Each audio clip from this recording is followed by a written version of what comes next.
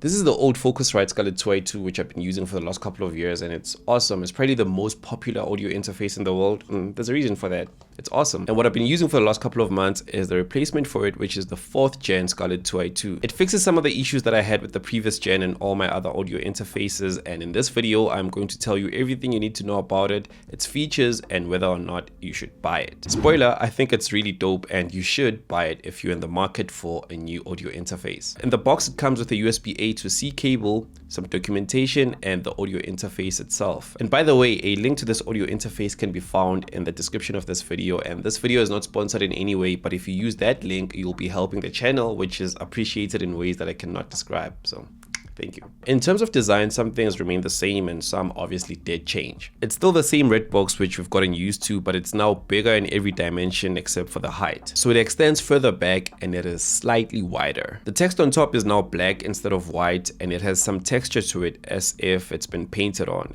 That's how it feels. There's also been a crucial change which a lot of people didn't mention, and that is the front plastic is now matte instead of glossy, so it catches less fingerprints, and in my opinion, it looks better. This again is one of the issues that I had with the previous gen. I'm not sure if you can see here, but there's a lot of fingerprints, which I don't really like. But the biggest change with this new gen, which is my personal favorite, is that now the mics go in the back instead of the front, which is so awesome, because I've always been obsessed with the clean setup, and that was very hard to achieve with the previous gen because you would have the mic cable just poking out. And it wasn't with this audio interface only. All of my other audio interfaces had the same problem. The mic cable would just poke out and it just didn't look nice. The alternative to that was to put the audio interface somewhere where it wasn't visible, but then that was a problem because now you have to reach just to change the volume, which is not ideal. So with this one, it just goes in the back, and that's nice. The mic and instrument gain knobs are now endless, which is awesome, meaning that you can have the mic and the instrument at different volumes without having to worry about the position of the knob. The gain meters are now so much better because you can see the exact level instead of relying on the green, orange, and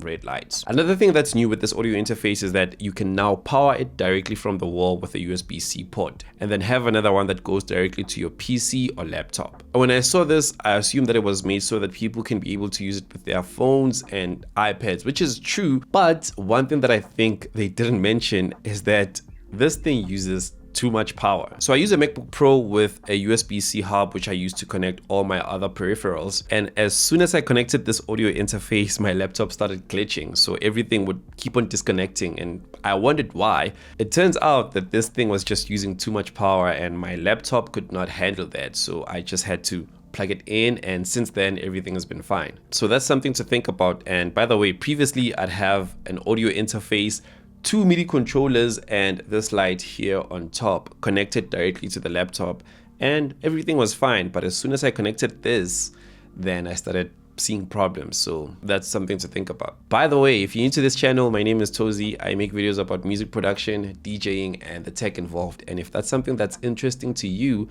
please consider subscribing and like the video for the algorithm and stuff. Now, about the preamps, I did mention that I'm not going to get into detail about that, but just know that any mic that you own is going to sound louder when connected to the new gen as opposed to this. One of the most popular mics that require a lot of juice to function is the Shure SM7B, and there's a video where a guy connected to the Focusrite Scarlett 2i2 4th gen and it almost clips. Or hit 0 dBFS and clip and distort this microphone. So this thing has plenty of gain even for the SM7B without a FET head or a cloud lifter. That was just not possible here. So just know that any mic that you have is going to sound louder when connected to this one as opposed to this one. There's also a new save feature, which is awesome. So basically, if you press the save button, it makes it so that it is impossible for your audio to clip. This means that you can scream as much as you want to and nothing bad is going to happen. I've recorded a video demonstrating this and I'm going to play it now. Ah! That was weird, but you get the point. By comparison, this is what a scream sounds like on any other audio interface. Ah! Another cool feature is the air, which was present on the previous gen, but now it is better. So there's 2 modes. You can press it once to get the presence, which is the one that we had on the previous gen. And if you press it the second time, you get presence plus drive. So this is what my voice sounds like with no effects whatsoever. 1, 2, 3, check, 1, 2, 3. And this is with the presence. Mic check, 1, 2, 1, 2. Mic check, 1, 2, 1, 2. And now it's presence plus drive. Let me know how it sounds. Mic check 1 2 1 2.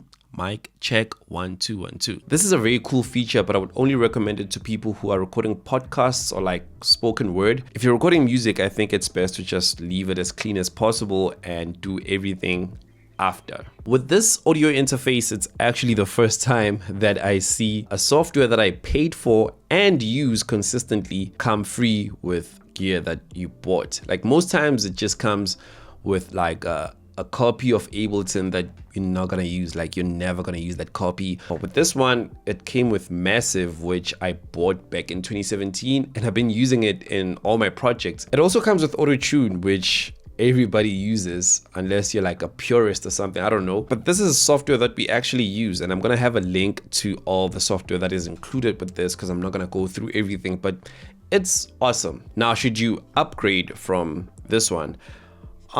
If it's working for you, I don't think you should unless you care like a lot about the things that I mentioned, but this is still good. But if you are looking for a new audio interface and your options are between the older model and this one, there's no reason for you to get this one. Just get the new one and enjoy it. Thank you so much for watching this video till the end. I appreciate you. Have a good day. Peace.